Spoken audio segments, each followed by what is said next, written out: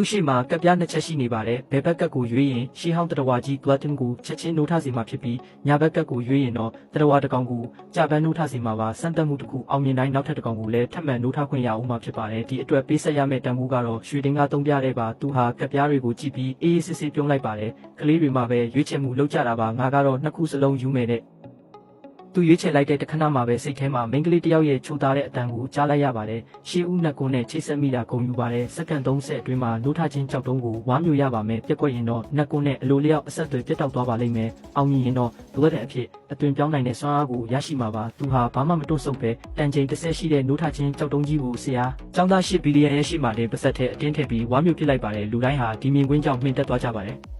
သူ့ရဲ့စိတ်အာယုံဟာကြေတာယာတွေပြည့်နှက်နေတဲ့ဟင်းလင်းပြင်တွေကရှေးဦးနှစ်ကုန်းစီရောက်သွားပါတယ်။အဝေးမှာတော့မှောင်မိုက်တဲ့မြူကိုးတွေဖုံးလွှမ်းနေတဲ့ကြောက်ရွံ့ကြီး30ခုရှိနေပါတယ်။ရုတ်တရက်ကြောက်ရွံ့တစ်ခုရဲ့မျက်လုံးတွေပွင့်လာပြီးညီရဲတဲ့အလင်းတန်းတွေထွက်လာပါတယ်။နောက်တစ်စက္ကန့်မှာတော့ကြေတာယာမြစ်ကြောင်းထဲမှာခန့်ညားထဲဝါတဲ့တရဝါကြီးတစ်ကောင်ပေါ်လာပါတော့တယ်။တရဝါကြီးရဲ့ညီရဲတဲ့မျက်လုံးတွေကတက်ဖြတ်လိုတဲ့အငွေ့သက်တွေထွက်နေပြီးခန္ဓာကိုယ်တစ်ခုလုံးမှာလည်းငရဲမီလိုညီရဲတဲ့အမတ်သားတွေဖုံးလွှမ်းနေပါတယ်။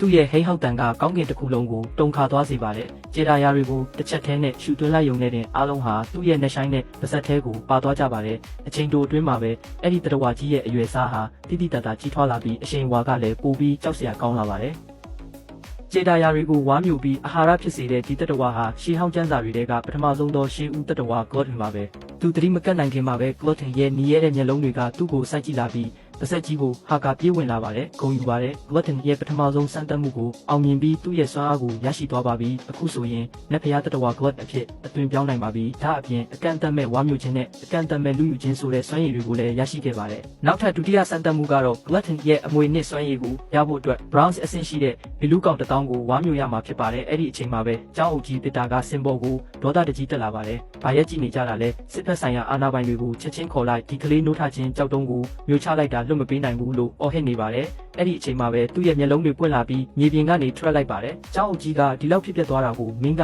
အိတ်နေနိုင်သေးတယ်ပေါ့အဲ့ဒီကြောက်တုံးကတန်းနဲ့ချီတန်တာဒီနေ့တော့မင်းပြန်ပေးဆက်ရမယ်လို့ဆက်អော်ပါတယ်